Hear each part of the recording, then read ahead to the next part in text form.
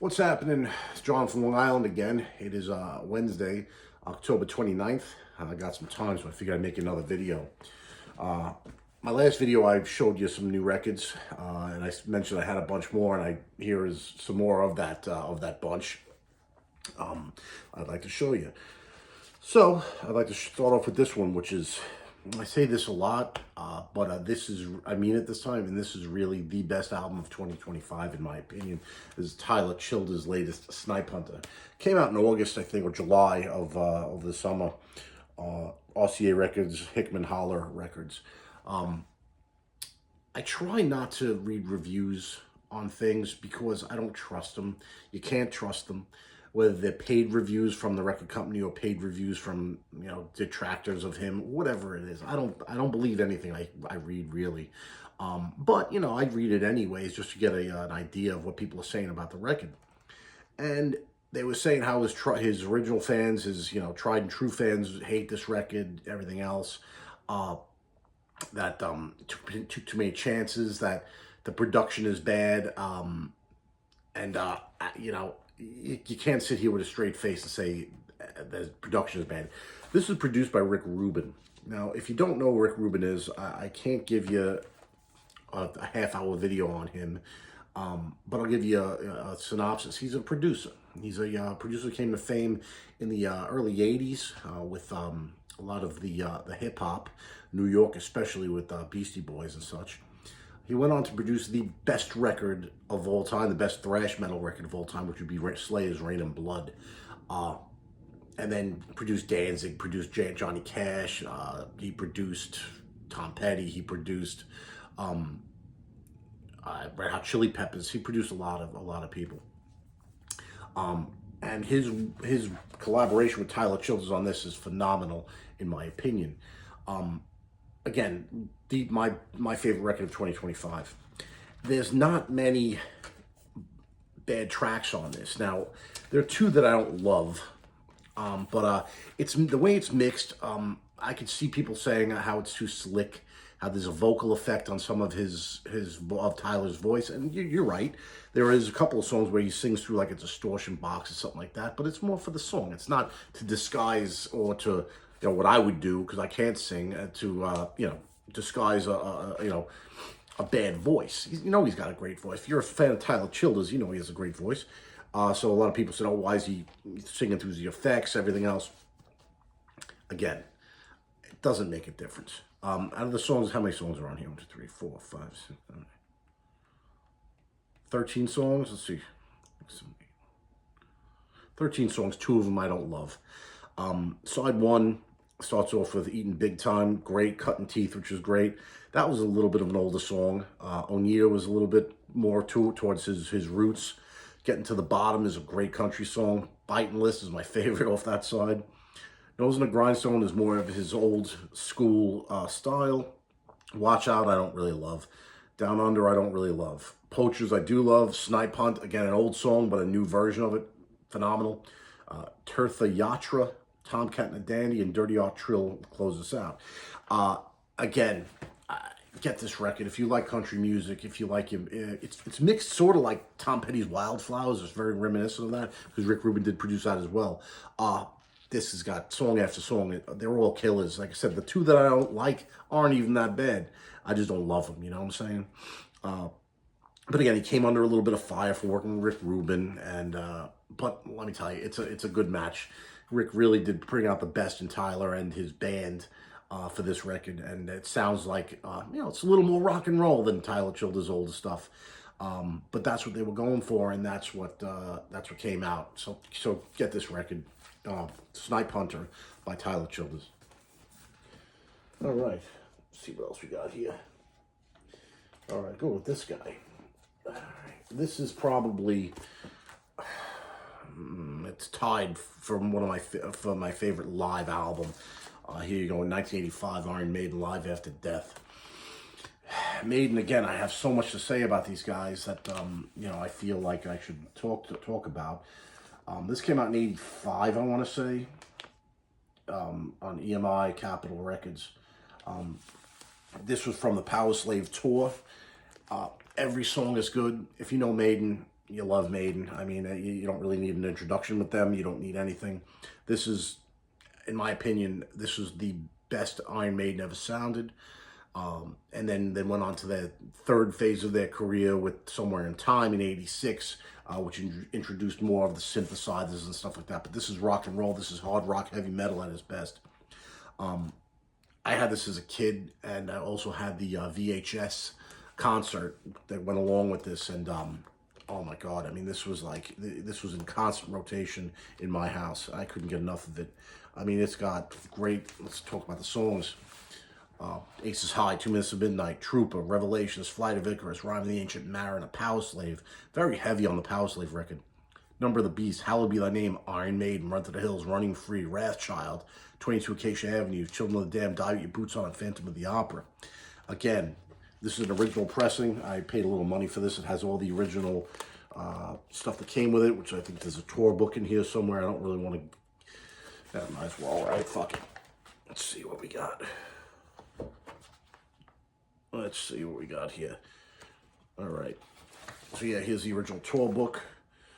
Lists all the dates of this tour, which, as you can see, in the fine print, there's a ton of them. It was like a 2-year tour. Yeah, just a lot of pictures and stuff like that. Also included, original, was the mail order.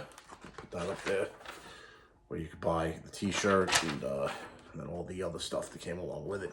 It was wild back in the day. In mail order, you had to, call up and give a credit card over the phone, or just fill out this little shipping form and hope they got it in the mail, and hope that you get your product. Anyways, I can't say enough of Live Vest at Death. My favorite live album, up there with Speak of the Devil. Again, I don't know how live this really is, how many overdubs there might have been or might not have been, but check out Live After Death. You can't go wrong. All right, if we're staying with live, I'll stay. No, none of these videos would be complete without a Grateful Dead album. And here we go. This is the Grateful Dead live at the Cow Palace, New Year's Eve, 1976. I pre-ordered this last year, October of 2024, and I kept getting notifications that there was delay, and then I forgot about it until it came up on Instagram again. I'm like, wait a second, man, I ordered this. I won't trash the company I ordered it from. It's not worth it. But I said, man, I never got this. What the hell? So I called the number, and they said to text the number. So I texted the number, and they gave me some bullshit, but they shipped it out the next day. I got a notification it shipped, and I got it in a couple days. What can I say about this, man? This has got, let's see, 5 record set. I mean, I talk about the Dead every video, but this is worth it just for the version of Uncle John's band into We Bid You Good Night. It closes this album out. Phenomenal. One of the best live versions of Uncle John's band I've ever heard, and it's a killer. What else does it have on here?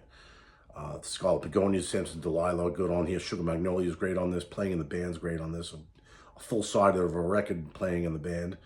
They Love Each Other and Deal, great on this. Yeah, again, you can't go wrong. This is a good point in the Dead history, 1976. So check it out. You can. This is not on Spotify, I don't believe, but I think it's on YouTube. You can check out some of these songs. All right, move right along.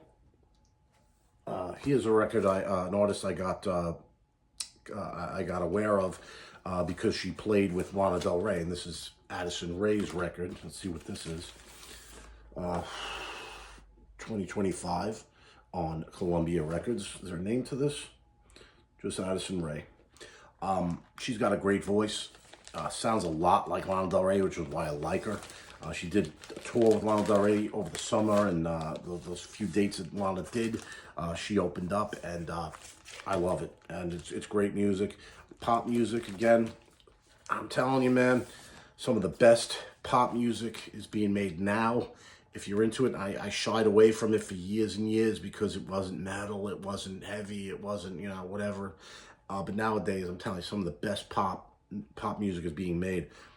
My favorite on this is Diet Pepsi, which is an homage to Lana Del Rey.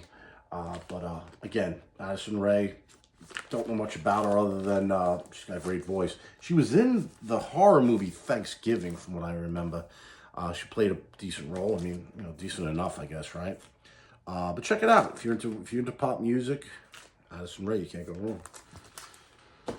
All right, and to close this out, speaking of pop music, this is probably one of the best pop albums of 2025, and this is a special edition. I'll talk to you about it. This is Charlie XCX, Brat, and it's completely different, it's called. So this is an album of remixes of the Brat album, which came out in 2024 or 2025, I forget.